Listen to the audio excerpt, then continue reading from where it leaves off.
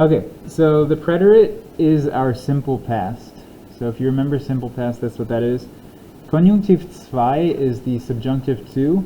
So it's actually based very closely on preterite. It actually is preterite. It's just a different mood. So we are going to be taking a look at both of them. We're going to start with preterite because that is the one that we started doing in level 2. You guys should recognize a few of the verbs from that.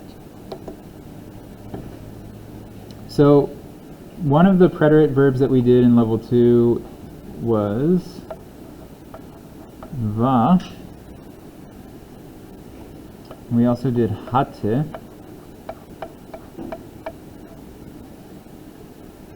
That's an H. And that's really all we got to in level 2. We might have mentioned a few more. But those are the two basic ones. And those are both sein and haben verbs. So that's why we start with them. So va coming from sein, it's a form of it. And hatte coming from haben. And what they meant, we had was, and we had. So simple past, one word to make a past tense statement, and that was what we learned.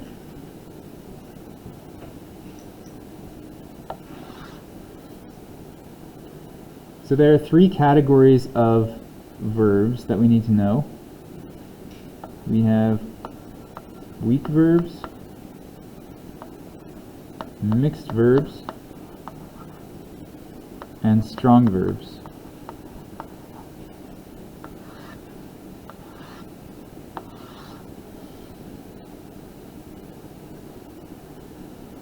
So weak verbs follow the rules. Mixed verbs are a combination of following the rules and not following the rules, and strong is obviously breaking the rules. And once we learn what the rules are for creating preterite, then it will make more sense.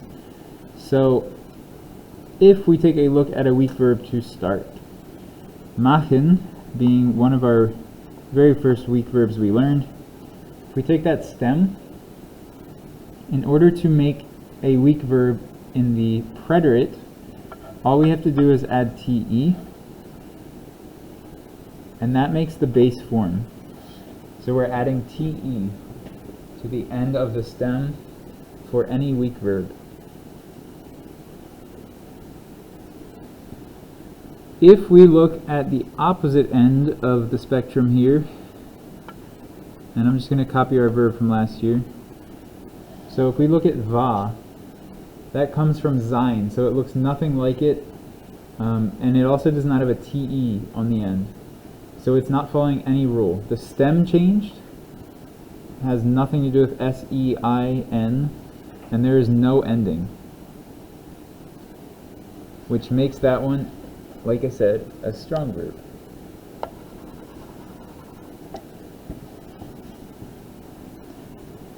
Mixed verbs, on the other hand, like another one that we had last year, they have the te ending.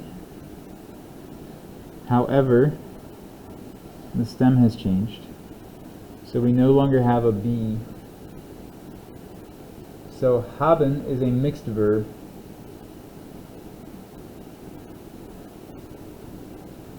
So anytime we get a weak verb, we should be able to figure it out. A lot of the regular verbs that you were taught before fall into this category. So we take spielen, take the stem, add the te, and we have the base form of the preterite. So this is how you start making the simple past versions of the verbs. And we can go through pretty much all of our regular verbs that we've had before and create the weak form of the preterite, so the simple past. What's another weak verb that we know?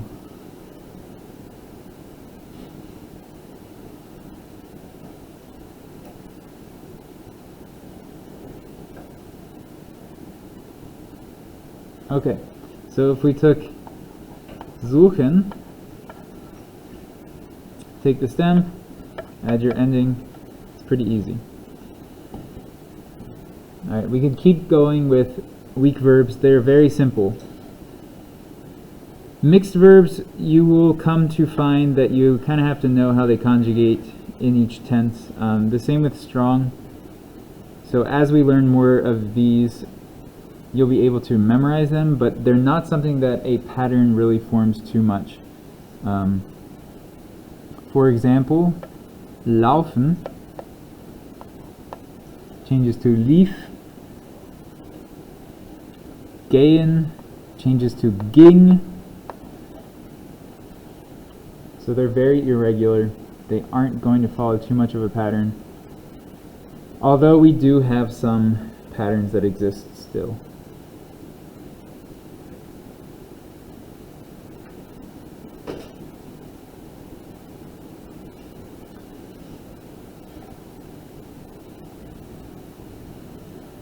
Okay, so the next step of this would be to conjugate. And so I'm going to clear my screen here. So when we have a simple past verb or a preterite verb in the base form, so that's when it's just the TE ending with the regulars or mixed ones, but the strong ones obviously are a little different. So whenever we have that, we still have to conjugate, so we're still missing something. So for example, if our subject was du, I have to make this match still. And so all I have to do is add st. So it's very similar to what we've done before. The regular chart that we learned in level 1, and I'll draw a rough outline of it here.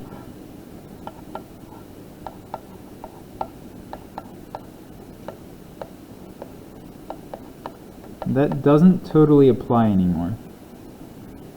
So with the preterite, most of our endings are still regular. However, similar to modal verbs, the ich and as the s forms, they're going to be the same. So they both take an e form.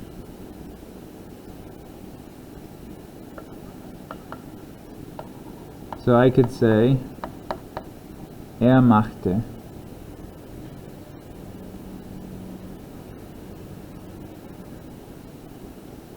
Or I could say, sie spielte.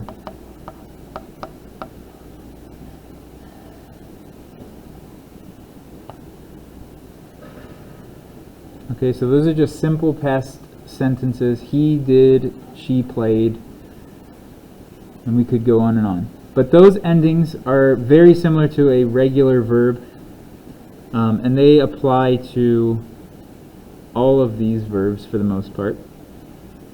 And I'll explain what I mean in a second. So if we take a look at, for our next category, the mixed verbs, if this is our base form of a mixed verb, so we have hatte. For a du, we're still adding the st. Du hattest. Like I said, ich and as the s would be hatte, and so on. So all of these are still going to follow that rule as well. And that's part of them being mixed. They still have that ending with the regular forms, but the stem changes. Where those rules do not always apply is with the strong verbs.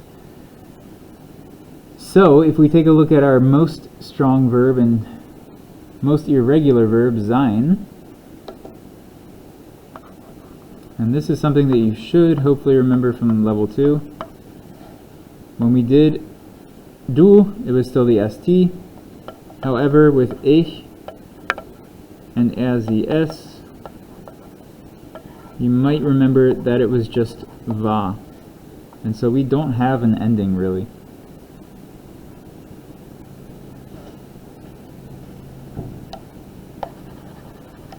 So those are a little bit different. The right side of the chart is the same, but you will find that the Ich and LZS forms especially are where things are maybe a little different. And with strong verbs, that is the case. So we could take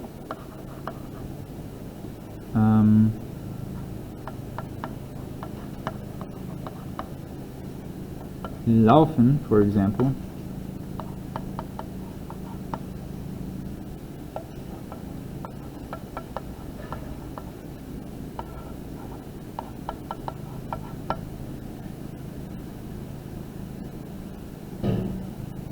Which looks like that. So strong verbs are a little different, but otherwise those regular verb endings will pretty much apply to our other verbs, with the exception of SES.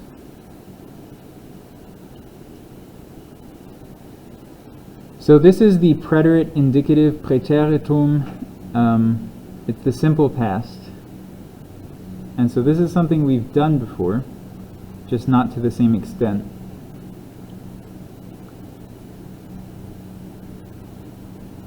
When we convert or change over to the subjunctive, it's still part of the same tense, it just changes its mood. So from preterite indicative we go to preterite subjunctive. And so if we take a look back at our weak verb, we'll start with machen. So we have machte.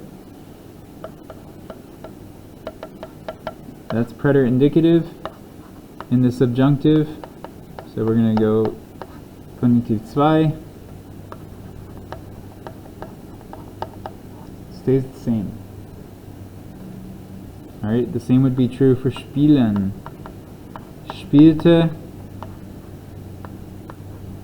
It's still spielte. So for our weak verbs, when they change moods, they don't actually change spelling.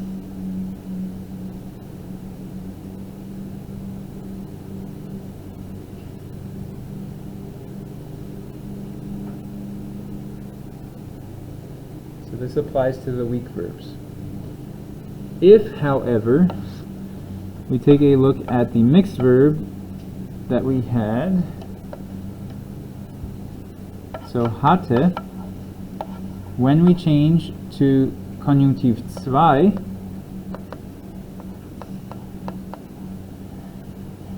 we add an umlaut. Now this isn't always possible because not every verb, not every character, not every vowel can get an umlaut, but it does happen when it can.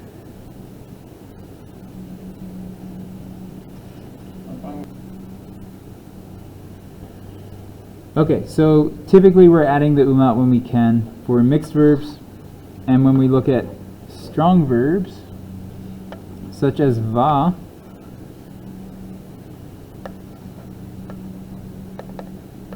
we're also going to be adding that umlaut when we can, and then they typically get an E.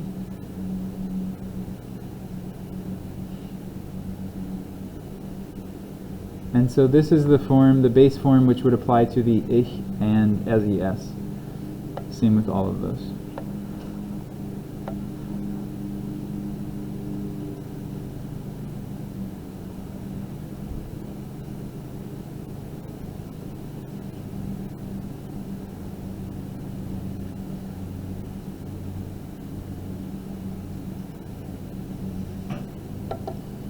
Okay, so subjunctive 2 is used to express uncertainty, possibility, something that is potentially true, but not necessarily is true. So for example, in English, we often use the word would plus whatever our verb is. So for example, I could say we would have homework tonight, but we don't. And in German, we can take both of those verbs and put them into one. And so if we look at that, hätte, that would mean would have. Just like we do this in English, though, we can do this in German as well. Typically with to be and to have, we stick with one word. So because they're very common, we use them more often in the subjunctive II on their own. For a lot of other words, when we're speaking, we separate the idea of would something into two parts. So just like in English, we would say would play is two words versus just spielte. And how we do that is we use the verb werden. And if you forgot, werden means will or to become.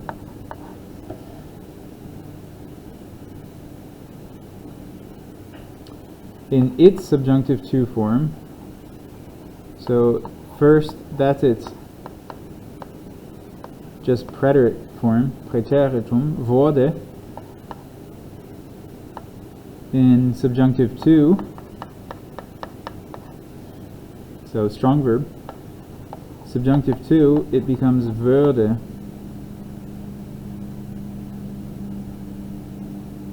Würde. And so this is like saying would.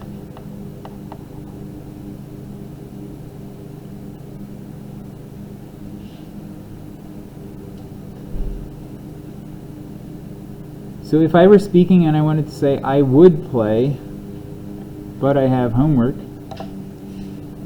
I can say ich würde spielen, aber ich habe Hausaufgaben.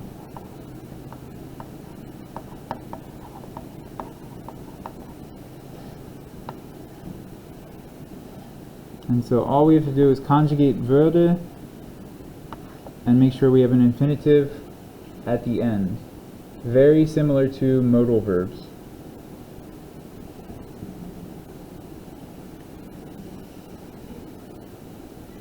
So würde plus infinitive.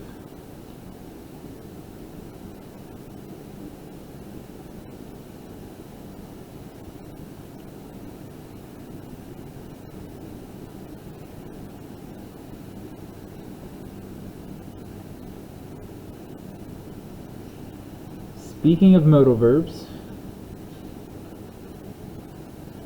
we probably remember from last year this word, möchte. And what did that mean?